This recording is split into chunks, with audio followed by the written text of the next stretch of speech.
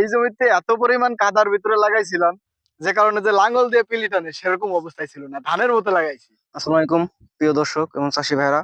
আমরা আরেকটা মাঠ ভিজিট করতে আসছি। এটা হচ্ছে পরীক্ষামূলক, যেটা ডেমো বলতেই চলে। এটা আমার সিডের একটা জাত পরীক্ষামূলক আমরা জমিতে দিয়েছিলাম। এবং এই জমি আর এই জমি, কারণ এইটার সেটা প্রায় 15 থেকে 20 দিন আগে লাগানো এটা, আর এটা প্রায় 15 দিন পরে।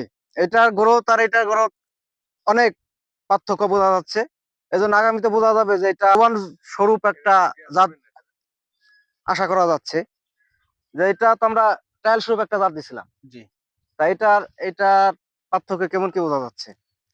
এটার পার্থক্য আমার মনে হয় প্রায় অর্ধেক, আধা আধি পার্থক্য। কারণ যেহেতু আমি এটা লাগাইছে ধরেন 10 থেকে 15 দিন আগে, আর আমি লাগাইছি 10 থেকে 15 দিন পরে। এমনকি এই জমি ভাই, মানে যেভাবে লাগাইছি সেটা কেউ বিশ্বাস করবে না। কারণ এই জমিতে এত পরিমাণ কাদার ভিতরে লাগাইছিলাম যে কারণে যে লাঙ্গল দিয়ে পিলি টানে সেরকম অবস্থায় ছিল না, ধানের মতো লাগাইছি। কিন্তু তারপরে ইনশাল্লাহ যে মানে এত সুন্দর মানে গাছের গ্রোথ আর এত সুন্দর পেঁয়াজ দেখা যাইতেছে, আমার মনে হইতেছে যদি আমি এটার সাথে লাগাইতাম এতদিনে এই পেঁয়াজ আমার মনে হয় শতাংশে 4 মণ হয়ে যেত। আমার তো এখনো মনে হইতেছে এটা যদি আরো 10 দিন পরে উঠাই, 10 থেকে 15 দিন পরে উঠাই, শতকে 3 থেকে 3.5 মণের উপরে যাবে। এই গাছের বয়স কতদিন? এই গাছের বয়স আজকে 65 দিনের মতো। 65 দিন। দিন আসলে পেঁয়াজ তো নামে না কোনো সময়। আমিও সেটাই কল্পনা করে পাইতেছি না যে এটা কি জাত দিল, মানে নামও জানি না। তো 65 দিনে পেঁয়াজ নেমে যেত। তাছাড়া আমরাও তো আসলে এটা জাত জানি না, এটা কোম্পানি হয়তো নাম পরবর্তীতে সিলেক্ট করবে।